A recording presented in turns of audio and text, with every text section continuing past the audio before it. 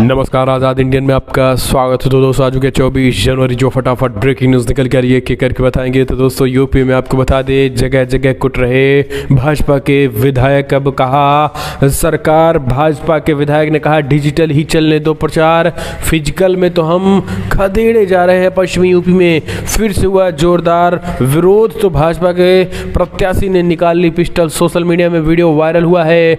दूसरी बड़ी अपडेट में आपको बताएंगे दोस्तों, भाजपा सरकार में कस्टोडियल डेथ, फिर से लखीमपुर में ताजा मामला, 17 वर्षीय बेटे की हत्या कर दी गई है। इसके बारे में आपको बताएंगे। इस बीच तीसरी बड़ी अपडेट, टिकट बढ़ते ही भाजपा में जोरदार इस्तीफा शुरू।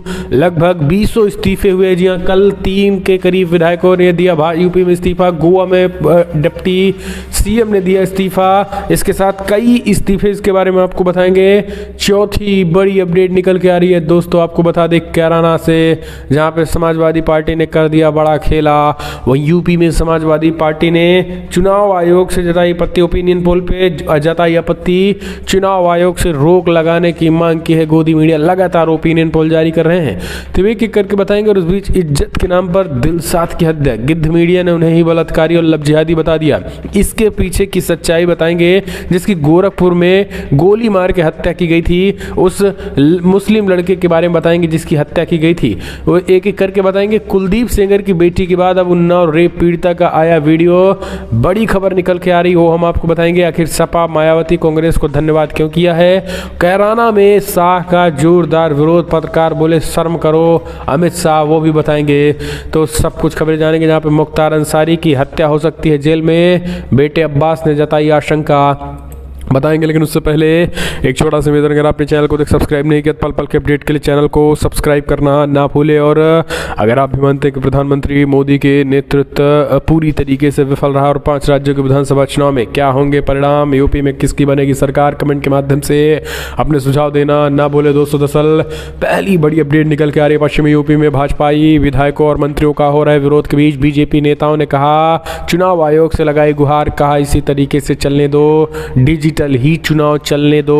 अब फिजिकल होगा तो हम कूटे जा रहे हैं, खदेड़े जा रहे हैं, जगह जगह तिरस्कार हो रहा है। दरअसल पश्चिमी यूपी में जिस तरीके से भाजपा के नेताओं, विधायकों और मंत्रियों का विरोध हो रहा है, उसके बाद से अब बीजेपी के नेता मंत्री केवल एक ही बात कह रहे हैं, उनका चुनाव आयोग से अपील कहना है। वीडियो वायरल हो रहा है कि चुनाव आयोग से अपील करते हुए कहा है कि महाराज आप इसी तरीके से डिजिटल ही चुनाव कराइए तो ज़्यादा सही है, आप वहाँ हमें जाने मत दीजिए, और जब तक पश्चिमी यूपी में चुनाव हो तो डिजिटल ही चुनाव कराइए, वरना इस तरीके का विरोध जो है वो कहीं ना कहीं हम हजम नहीं कर पाएंगे और लोग जो है दौड़ा कर कूटेंगे, तो हम अपनी विधानसभा गंवाएंगे ही। और वीडियो सोशल मीडिया वायरल हुआ तो भाजपा का पूरे प्रदेश में थू थू होगी, फजीयत होगी, और इसी को लेकर एक तरीके से उन्होंने ये चीज़ें कही हैं। अब आप समझ सकते हैं कि भाजपा के कितने बुरे दिन आ चुके हैं। एक और अपडेट लेते हैं, बड़ी खबर निकल के आ रही है, आपको बता दें जबरदस्त पश्चिमी यूपी में हो रहा है विरोध। अब भाजपा विधायक सुरेश पासी, उनके क्षेत्र में ही लठ लेकर भीड़ ने स्वागत करने की तैयारी। तो दूसरी तरफ आपको बता दें, दूसरी तरफ मीरापुर विधानसभा में भाजपा के प्रत्याशी जा रहे थे और उधर से लोगों ने घेर लिया, तो उनके ड्राइवर ने ही पुलिस पिस्टल निकाल ली, जिसके बाद लोगों ने भी कूटना शुरू कर दिया। दोस्तों अब आप समझ सकते हैं कि वीडियो जो है सीधी आपके सामने वीडियो जो है तस्वीरें निकल के आ रही, किस तरीके से ये है। ये जहां भी विरोध हो रहा है, ये है भाजपा के विधायक सुरेश पासी, ये उनके क्षेत्र में स्वागत जनता कर रही है और उनका विरोध में नारे लगाए जा रहे हैं। अब आप समझ सकते हैं कि इस तरीके का विरोध जो है वो सुरेश पासी का हो रहा है। ऐसे में अब जिस तरीके से विरोध हो रहा है, ऐसे में आप भी समझ सकते हैं कि इनके आने वाले समय में क्या दिन होने वाले हैं। इस बीच अब आप ये वीडियो देखिए, इस वीडियो में पिस्टल निकाल ली है, प्रत्याशी महोदय पिस्टल लिए लेकिन जमकर गरियाए हैं, लोगों ने गाली देते हुए उनको भगा दिया। भाजपा प्रत्याशी के विरोध करने के समर्थन ने रिवॉल्वर निकाल दी थी गाड़ी वाले ने। और विधायक प्रशांत चौधरी मीरापुर विधानसभा क्षेत्र के ये बताए जा रहे हैं।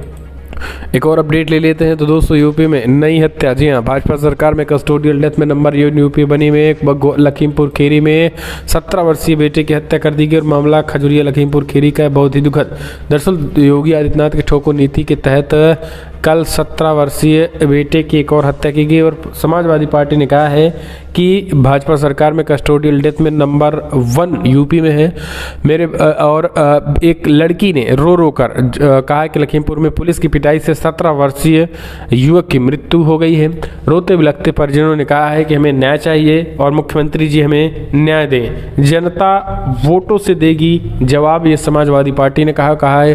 पीड़िता कह रही है कि मेरे भाई को इतना मारा है कि उनकी जान चली गई है। तो आप समझ सकते हैं कि इन मार्मिक वीडियोस को। एक और अपडेट लेते हैं। आपको बता दें यूपी में टिकट बढ़ते ही 5 राज्यों में भाजपा में बगावत, सैकड़ों इस्तीफे हो रहे हैं। कल फिर ताबड़तोड़ इस्तीफे हुए, मंत्री रघुराज भी नाराज। यूपी में बीजेपी एमएलए का इस्तीफा हो गया है, गोवा में डिप्टी सीएम ने छोड़ दी है पार्टी। वहीं रघुराज सिंह मंत्री ने कहा है कि बीजेपी के खिलाफ मोर्चा खोल दिया है, कहा है कि टिकट नहीं दिए गए, हमारे विरोधियों को टिकट दे दिया गया है, हम पूरी तरीके से इसका पुरजोर विरोध करते हैं। आगरा के फतेहाबाद विधानसभा क्षेत्र के बीजेपी के विधायक जितेंद्र वर्मा ने रविवार को पार्टी की प्राथमिक सदस्यता से इस्तीफा दे दिया है। उनका कहना है कि बीजेपी के दोहरे मानदंड हैं और एक तरफ पार्टी बातें युवाओं की करती है और उनके चुनाव क्षेत्र में टिकट 75 साल के बुजुर्ग को दे दिया गया है। उनका कहना है कि सपा में शामिल हो गए हैं और अब अखिलेश यादव को मजबूत करने के लिए काम करेंगे। भाजपा प्रदेश अध्यक्ष को भेजे गए पत्र में जितेंद्र वर्मा ने कहा है कि इस्तीफा देने की बात बहुत सी वजह है। भाजपा में किसी कार्यकर्ता और विधायक के बिल्कुल चलती नहीं है। आप सेवा भाव से सेवा करेंगे और किसी परेशान किसान को खाद भी नहीं दिलवा सकते हैं, तो आखिर किस बात के हम विधायक हैं। इस तरीके से उन्होंने लिखते हुए इस्तीफा दे दिया है। वहीं आपको बता दें कि बड़ी खबर निकल के आ रही है, गोवा में भी बड़े पैमाने पर विरोध हुआ और वहाँ पर भी डिप्टी सीएम ने इस्तीफा दे दिया है। इसके साथ ही मंत्री रघुराज सिंह ने भी बीजेपी के खिलाफ मोर्चा खोल दिया है। उन्होंने कहा है कि हमारे विधानसभा सीट से दूसरों को टिकट दे दिया गया है। एक और अपडेट लेते हैं दोस्तों। आपको बता दें समाजवादी पार्टी ने ओपिनियन पोल्स पर जताई आपत्ति, चुनाव आयोग से रोक लगाने की मांग की है। न्यूज चैनल्स के समाजवादी पार्टी ने चुनाव आयोग को पत्र लिखकर टीवी चैनलों पर दिखाए जा रहे ओपिनियन पोल पर आपत्ति जताते हुए रोक लगाने की तत्काल मांग कर डाली है। इन टीवी चैनलों पर यूपी चुनाव को लेकर लगातार सर्वेज किए जा रहे हैं और जिनमें भाजपा को प्रदेश में पूर्ण बहुमत की सरकार बनाते हुए दिखाया जा रहा है। हालांकि सर्वे में सपा की स्थिति भी लगातार मजबूत होती नजर आ रही है, लेकिन उसके बावजूद भी आपको बता दें कि पार्टी के प्रदेश अध्यक्ष नरेश उत्तम पटेल ने ओपिनियन पोल पर रोक लगाने की मांग करते हुए चुनाव आयोग को पत्र लिखा है और कहा है कि केवल इस तरीके से पूरी तरीके से केवल और केवल गोदी मीडिया जो है एक पार्टी के कहीं ना कहीं एजेंट बनकर रह गई है। एक और अपडेट लेते हैं। पश्चिम बंगाल में कोलकाता में फिर से बीजेपी और टीएमसी समर्थकों में झड़प, सांसद अर्जुन सिंह पर फेंके गए पत्थर। दोस्तों दरअसल आपको बता दें कि एक तरफ पश्चिमी यूपी में तो भगदड़ मची है, कोलकाता पश्चिम बंगाल में भी भाजपाई कुट रहे हैं। पश्चिम बंगाल में भाजपा और टीएमसी के समर्थकों के बीच फिर से झड़प होने की खबर हुई। भाजपा सांसद अर्जुन सिंह पर पत्थर फेंके जाने की बातें सामने आई। मिली जानकारी के अनुसार पश्चिम बंगाल के भाटपारा में नेताजी सुभाष चंद्र बोस की 125वीं जयंती के उपलक्ष्य में आयोजित एक कार्यक्रम के दौरान तृणमूल कांग्रेस और बीजेपी के समर्थकों के बीच हाथापाई भी हो गई। यूपी 24 परगना जिले में हुई इस झड़प में एक पुलिस वाहन सहित 2 कारों में तोड़फोड़ की गई।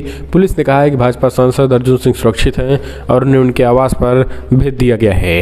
अर्जुन सिंह बंगाल के बैरकपुर लोकसभा क्षेत्र से सांसद हैं और नेताजी सुभाष चंद्र बोस की 125वीं जयंती पर उन्हें श्रद्धांजलि देने पहुंचे थे। एक और अपडेट लेते हैं। आपको बता दें इज्जत के नाम पर दिलसाद की हत्या, गिद्ध मीडिया ने उन्हें बलात्कारी और लब जिहादी बता दिया।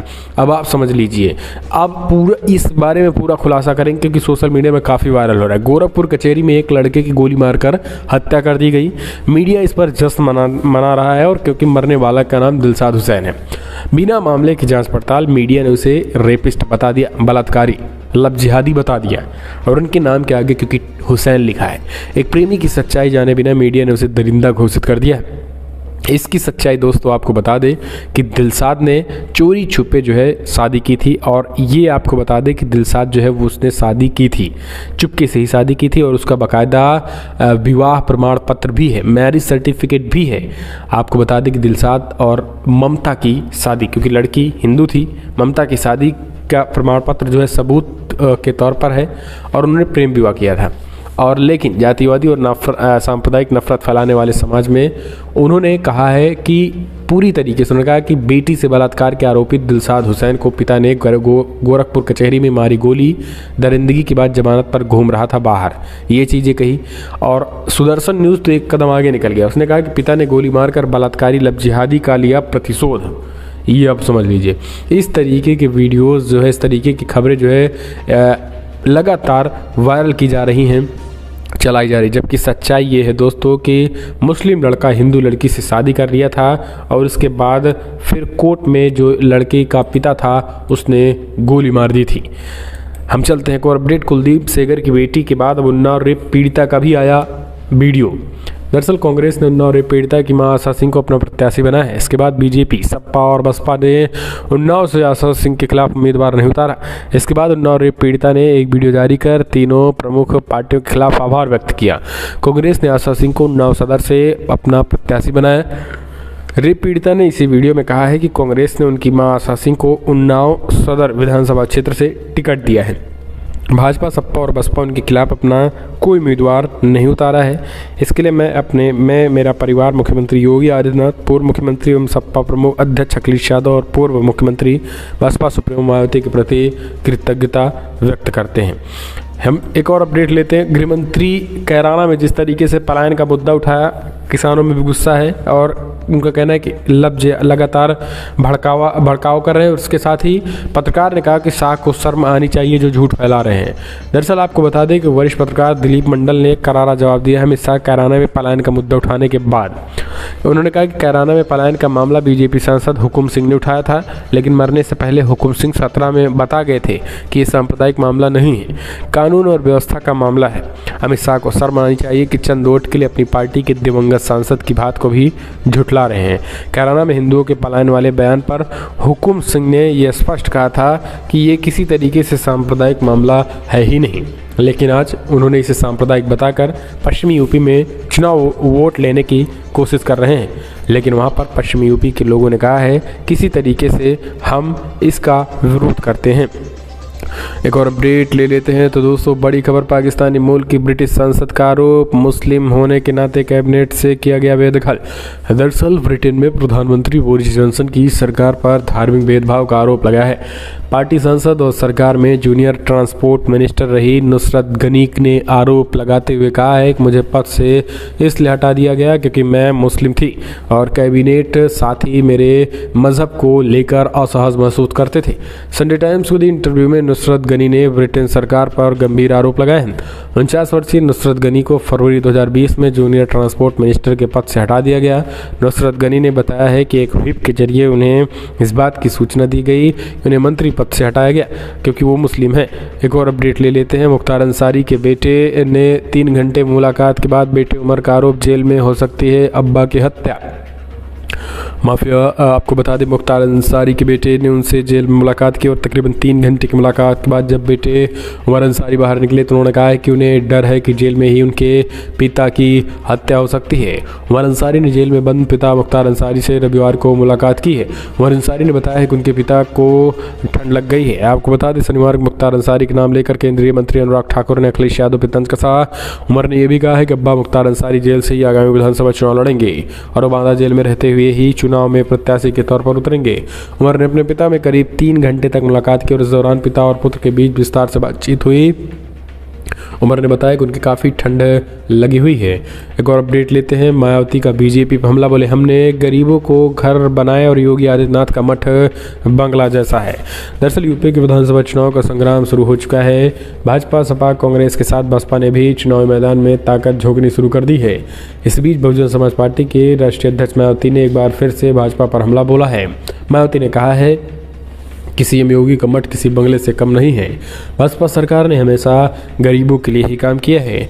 गरीबों को मकान और ज़मीन देने में बसपा सरकार का रिकॉर्ड सबसे अच्छा है। मायावती ने ट्वीट करके कहा है कि शायद पश्चिमी यूपी की जनता को ये मालूम नहीं है कि गोरखपुर में योगी जी का बना मठ, जहां वो अधिकांश निवास करते हैं, किसी बड़े बंगले से कम नहीं है। यदि इस बारे में ये बता देते तो बेहतर होता। हम चलते हैं एक और अपडेट लेते हैं। आपको बता दें जहां पे बड़ी खबर, गरीब केजरीवाल ने विज्ञापन पे खर्च किए 490 करोड़, कांग्रेस नेता बोले इनमें भी एक मोदी है। दोस्तों दरअसल हमें तो डोर टू डोर प्रचार करते हैं, हम तो डोर टू डोर प्रचार करते हैं और ये ट्रेडिशनल तरीका होता था चुनाव लड़ने का। अब तो पैसे खर्चते हैं, बड़े बड़े ऐड देते हैं और वो आम आदमी पार्टी को नहीं आता। हमारे पास पैसे नहीं हैं, हम ईमानदार हैं, ये शब्द है केजरीवाल भाई साहब के। कांग्रेस पार्टी ने इस पर बड़ा हमला बोला है। कांग्रेस पार्टी के अध्यक्ष श्री विवास महासचिव सरकार ने केजरीवाल का चेहरा दिखाने वाले विज्ञापनों पर 490 करोड़ रुपए खर्च किए। अगर यही पैसा हेल्थ इंफ्रास्ट्रक्चर पर खर्च होता तो न जाने कितने घरों के चिराग आज भी रोशन होते। इस तरीके से उन्होंने निशाना साधा। एक और अपडेट लेते हैं तो दोस्तों, पंजाब विधानसभा चुनाव में लुधियाना में दिल्ली के स्वास्थ्य मंत्री बोले किसी भी वक्त ईडी मुझे कर सकते हैं गिरफ्तार। जी हां, दरअसल दिल्ली के स्वास्थ्य मंत्री सत्येंद्र जैन पंजाब के 2 दिनों के दौरे पे हैं। रविवार को हल्का दाका में आम आदमी पार्टी के KSN कंग के पक्ष में चुनाव प्रचार करने पहुंचे। सत्येंद्र जैन ने कहा है कि पंजाब चुनाव के कारण मोदी की इस आम आदमी पार्टी को घेरने की तैयारी में और कभी भी किसी भी वक्त हमें गिरफ्तार कर सकते हैं। एक और अपडेट, पंजाब सिद्धू के सलाहकार पर FIR, उधर कैप्टन अमरिंदर ने जारी की 22 उम्मीदवारों की सूची। पंजाब के पूर्व DGP और चन्नी सरकार मंत्री रजिया सुल्ताना के पति मोहम्मद मुस्तफा के खिलाफ मामला दर्ज किया गया है। हालांकि मुस्तफा ने प्राथमिकी को निराधार बताते हुए कहा है कि उनके राजनीतिक विरोधी बेवजह मुद्दा बनाने की कोशिश कर रहे हैं। दरअसल मलेर कोटला पुलिस ने मोहम्मद मुस्तफा के खिलाफ धारा 153 IPC निवास के आधार पर विभिन्न समूहों के बीच दुश्मनी को बढ़ावा देना और लोक प्रतिनिधित्व अधिनियम दर्ज किया है।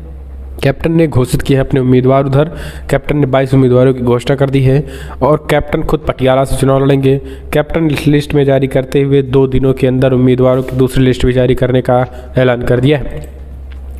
एक और अपडेट लेते हैं। आपको बता दें बीजेपी प्रत्याशी समेत 60 पार्टी कार्यकर्ताओं पर केस। दरअसल चुनावी मौसम है, जाहिर है कि लोगों को अपनी तरफ आकर्षित करना हर पार्टी की पहली प्राथमिकता है। वहीं दूसरी तरफ कोरोना भी पैर पसार रहा है। ऐसे में कोरोना संक्रमण के दौरान चुनावी रैलियों के कारण दिक्कत न हो, इसके लिए कुछ नियम कायदे तक तय किए जा सकते हैं। और इन सब के बीच हरदोई में कुछ भाजपा के कार्यकर्ता पर मुकदमा दर्ज किया गया है क्योंकि वो सब नियम कायदे साइड में रखकर रैली निकाल रहे थे। दरअसल विधानसभा 161 संडीला की भाजपा प्रत्याशी अलका आर्कवंशी ने अतरौली चौराहे व बाजार में ताकत दिखाने के लिए बड़ी संख्या में समर्थकों के साथ जनसंपर्क रैली निकाली। इस दौरान आचार संहिता व कोरोना नियमों का उल्लंघन की सूचना पर थाना अतरौली प्रभारी ब्रजेश मिश्र मौके पर पहुंचे। भाजपा प्रत्याशी सहित सभी लोग बिना मास्क के मौजूद थे, साथ ही आचार संहिता का उल्लंघन कर रहे थे। इस मामले में उड़न दस्ता प्रभारी की सूचना पर अतरौली पुलिस ने अलका सिंह अरकवंशी सहित 60 समर्थकों के खिलाफ मुकदमा दर्ज कर लिया था। एक और अपडेट लेते हैं। अब यूपी चुनाव सीट बंटवारे से पहले बीजेपी के सहयोगी अपना दल ने घोषित किया उम्मीदवार आजम के बेटे के खिलाफ मैदान में उतारा। किससे समझिए। दरअसल यूपी विधानसभा चुनाव में बीजेपी की गठबंधन सहयोगी अपना दल एस ने रविवार को रामपुर जिले की स्वार विधानसभा सीट से हैदर अली खान को पार्टी के प्रत्याशी घोषित कर दिया है। इसके साथ ही आपको बता दें हैदर अली को घोषित किया है। सीट शेयरिंग को लेकर कोई खासा ऐलान नहीं किया गया। 2017 में अपना दल के हिस्से में। एक और अपडेट, यूपी चुनाव सीट बंटवारे से पहले बीजेपी के सहयोगी अपना दल ने घोषित किया उम्मीदवार। बड़ी खबर, बड़ी फूट भी नजर आ रही। आजम खान के बेटे के खिलाफ किसे मैदान में उतारा समझिए। यूपी विधानसभा चुनाव के लिए बीजेपी के गठबंधन सहयोगी अपना दल ने रविवार को रामपुर जिले की स्वार विधानसभा सीट से हैदर अली खान को पार्टी का प्रत्याशी घोषित कर दिया है। खास बात यह है कि बीजेपी के साथ अपना दल का सभी औपचारिक समझौता ही हुआ है। सीट शेयरिंग को लेकर कोई समझौता या ऐलान नहीं किया गया। 2017 में अपना दल के हिस्से में 11 सीटें आई थी जिसमें 9 पर जीत मिली थी। अपना दल के एस के राष्ट्रीय प्रवक्ता राजेश पटेल ने रविवार को हैदर अली खान के स्वार विधानसभा क्षेत्र से पार्टी का प्रत्याशी बनाए जाने की जानकारी दी। पटेल ने कहा है कि खान ने कांग्रेस छोड़कर बीते दिनों अपना दल एस के नेतृत्व से प्रभावित होकर दिल्ली में पार्टी की सदस्यता ग्रहण की थी। कांग्रेस ने खान को स्वार से अपना प्रत्याशी भी घोषित कर दिया था। नवाब परिवार से संबंध रखने वाली रामपुर के पूर्व सांसद बेगम नूर बानो के पुत्र हैदर अली दूसरे उम्मीदवार बनाए गए हैं। तो इस तरीके से उन्होंने 12 उम्मीदवार घोषित कर दिए। अब आप समझिए आने वाले समय में टकराहट भी हो सकती है। एक और अपडेट लेते हैं। आपको बता दें यूपी चुनाव में समाजवादी पार्टी ने जारी की स्टार प्रचारकों की लिस्ट के बीच शिवपाल का नाम नहीं है। हलचल मची हुई है। समाजवादी पार्टी ने पहले चरण के यूपी विधानसभा चुनाव के लिए स्टार प्रचारकों की सूची जारी कर दी है। इस लिस्ट में मुलायम सिंह यादव, अखिलेश यादव, डिम्पल यादव, स्वामी मौर्य समेत कई कद्दावर नेता शामिल हैं। लेकिन इस सूची में प्रगतिशील समाजवादी पार्टी लोहिया के अध्यक्ष शिवपाल यादव को जगह नहीं दी गई। शिवपाल यादव का नाम शामिल नहीं होने के कारण तरह तरह की अटकलें लग रही हैं। हालांकि शिवपाल यादव अपनी पार्टी के सिंबल पर चुनाव नहीं लड़ पा रहे हैं। सपा के साइकिल चुनाव चिन्ह पर ही मैदान में उतर रहे हैं। एक और अपडेट लेते हैं दोस्तों, बड़ी खबर निकल के आ रही है, जहां पे हेट स्पीच मामले को लेकर के मुस्लिम नेता की भी गिरफ्तारी। सुप्रीम कोर्ट में पहुंची हिंदू सेना। हरिद्वार में हुई धर्म संसद के मामले में अब हिंदू सेना भी सुप्रीम कोर्ट पहुंच गई है। उन्होंने धर्म संसद में हेट स्पीच के लिए कार्रवाई का विरोध किया है। साथ ही कहा है कि अगर धर्म संसद मामले में कार्रवाई की जाती है तो मुस्लिम नेताओं को भी हेट स्पीच के लिए गिरफ्तार किया जाए। इसके अलावा अर्जी में हिंदू सेना को भी पक्षकार बनाने की मांग की गई है। हिंदू सेना के अध्यक्ष विष्णु गुप्ता की ओर से दाखिल अर्जी में कहा गया है कि राज्य सरकार को असद ओवैसी, तौकीर रजा, राशिद सिद्दीकी, अमानतुल्लाह खान, वारिस पठान खिलाफ FIR दर्ज किया जाना चाहिए। इस वीडियो में इतना ही फिलहाल।